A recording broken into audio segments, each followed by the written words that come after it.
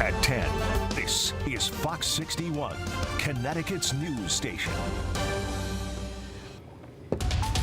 And we begin tonight on the weather and some good news to bring you about the Mother's Day weekend forecast. Thanks for joining us for the Fox 61 News at 10.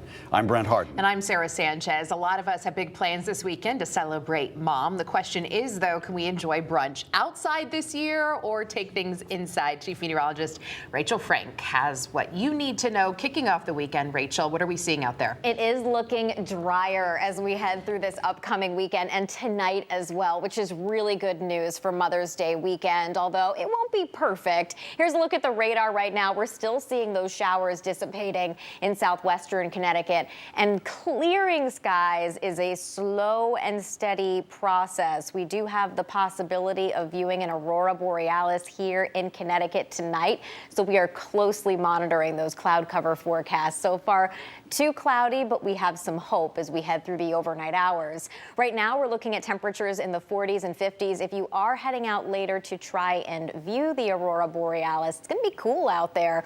We're looking at overnight lows dipping back into the lower to middle 40s as we head towards daybreak. Tomorrow, it is a bright, sunny start to the day, but we'll see increasing clouds as we head through the afternoon, and we'll see high temperatures climbing into the lower to middle 60s. And for your Sunday, we're looking at mostly cloudy skies, much cooler temperatures, highs only in the 50s with a slight chance for a light shower or sprinkle. We're going to talk much more about the potential to see some color in the night sky tonight. Your full forecast is coming up in just a few minutes, guys. Thank you, Rachel. State police say a person was seriously injured, stabbed in the town of Thompson. The incident happened around 5 to 9, the area around Fabian.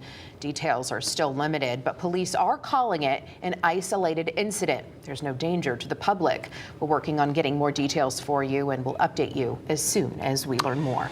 And we have new details to share tonight about a deadly wrong-way crash on the Merritt Parkway in Stratford. The fourth person who died was a college student. Police say Alexander Dennis attended Fairfield University, and Fairfield officials say he was traveling home to Massachusetts for the summer when the deadly crash happened Thursday morning. Police say Dennis was driving the wrong way on the parkway. The other 3 victims have been identified as Stephen Rowland, Thomas Vitale, and Olga Vitale, all from Easton. Well, the Hartford Archdiocese has a new Archbishop tonight, and Fox 61 got the chance to sit down for a one-on-one interview with the new leader today. Earlier this month, former Archbishop Leonard Blair stepped aside. Archbishop Christopher Coyne has replaced him. Fox 61's Matt Karen asked him about a range of pressing topics. And here's part 1 of their conversation. Archbishop, I appreciate your time. You're welcome. A new gilded framed picture adorns the diocesan offices in Bloomfield. Alongside it, a certification from Pope Francis himself. The newly minted 65-year-old Archbishop has spent time in Boston, Indianapolis, and most recently Vermont. Now he's here in Hartford to lead an ever-shrinking flock of faithful. Why have people been leaving the church? And what's your plan to get them back in the pews, specifically young people? There's a multitude of reasons for why people have left the church. I think what you're seeing across the culture is kind of like the death of what we call established religion. And there's also people who are not satisfied with the church's teaching on certain matters. I think there's also the cultural realities of social media, which tends to lead to isolation. The young people that are coming are attracted to the positive nature of the Catholic faith. The church preaches a welcoming message of tolerance and acceptance, but do they embrace a changing social society? What do you want to do to make the church more approachable, and how do you want to see the church evolve? As far as the teachings of the church are, they're very clear. We're not moving the goal lines anywhere along the way, but they're done in a way that has to be merciful, respectful, patient, kind, and sometimes people find our teachings hard. I don't in any way want to shut the door on people who come in. I've been at places where people come up to me and say, Archbishop, I'm a transgender person, and I just wanted to introduce myself to you. I say, look, welcome. I said, I'm glad you're here. Let's walk together. I don't say, well, because you don't measure up, you have to leave. If we were all called to measure up completely to the gospel, then none of us would be in church. In recent years, the Catholic Church has struggled to shake the stigma of sex abuse. Convicted clergy in Connecticut have led to independent investigations and so to mistrust among the faithful. The church is working hard to gain back trust. I think it's pretty well documented that at times in the church's history, priests who were accused of that were sent away to be quote unquote rehabilitated, many of them here at the Institute of Living in Hartford. You think the church needs to be more transparent when it comes to those allegations of sexual abuse? And if one ever came across your desk, what would you do about it? My goal is to continue to be as transparent as I can here with the Archdiocese of Hartford, building upon the good things that they already have here, that they're already doing, because there's a lot of transparency here. When we do receive an allegation against any adult who works for us, or any priest or deacon involving a minor, we immediately turn it over to law enforcement. We get out of the way.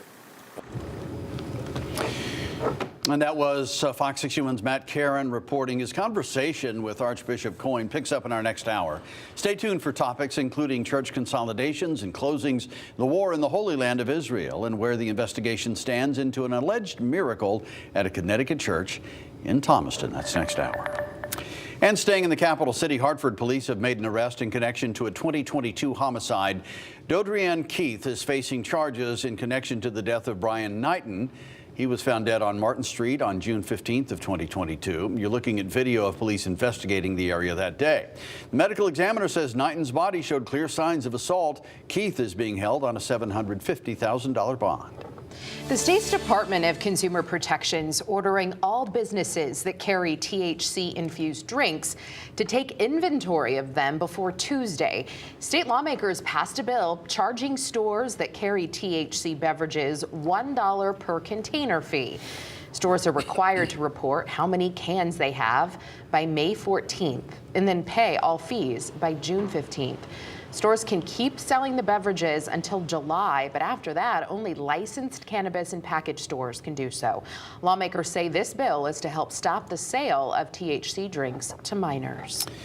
Well, one of Connecticut's smallest communities has a big problem, and the postal system is responsible. Scotland residents say they've suffered mail mix-ups for decades now because they have 6 different zip codes in their small town. Town officials have tried fixing it, but after years with no luck, they are now calling on lawmakers for help. Fox 61's Bridget Burelow has more. People living in Scotland, Connecticut say they have a zip code problem. When I moved here, I was going to put up a mailbox out in front of my house. They said, well, you got to have a Hampton address if you want to get mail to your house on there. Well, that's crazy because I live in Scotland. I want a Scotland address, but I didn't realize back then what a problem it was going to turn into. And decades later, the mail delivery issues continue. When we go to order from vendors online, or, you know, most places say my address doesn't exist, but I've been living there for 28 years at the address that doesn't exist. About 1,600 residents call the small New England town home, but they're not united by one zip code, as most small towns are. In Scotland, there are 6 of them. In a town this small, that many zip codes leads to some pretty serious problems.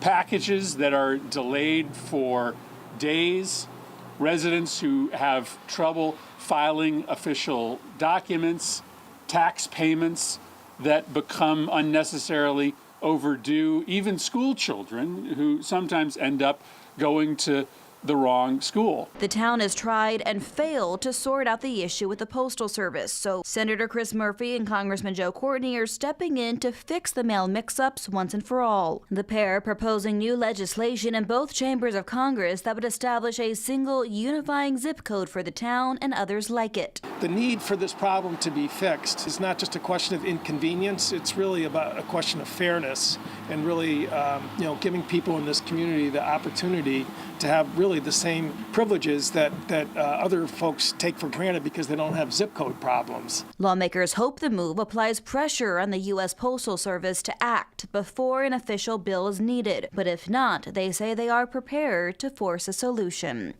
This issue matters. It really does. It'll make life easier for people here in town. It'll help create more of a sense of continuity and community identity. And we're hopeful to get it across the finish line. Bridget Burelow, Fox 61, Connecticut's news station. And this postal problem has extra significance this year since it's an election year. More and more Connecticut residents are voting by mail, and Scotland's zip code incongruities have historically made that process difficult. In 2022, the town reported a number of undeliverable absentee ballots. Lawmakers hope to have the issue sorted out by the general election. Well, new tonight, the kickoff for a Wallingford event called The Well to benefit a local food pantry. First Congregational Church on Main Street hosted the fundraiser for Master's Manna. There was music and a giveaway of $25,000 worth of women's products, brand name underwear, toiletries, and sanitary products. Foreigner's Cottage Coffee organized the weekend-long event. Just want to bring the community in and then just get to experience different forms of helping each other out through art, healing, coming to meet the Lord in a different way. We're told all the proceeds from this weekend's fundraiser are being donated to Master's Manna. It continues tomorrow from 12 to 3 at First Congregational Church.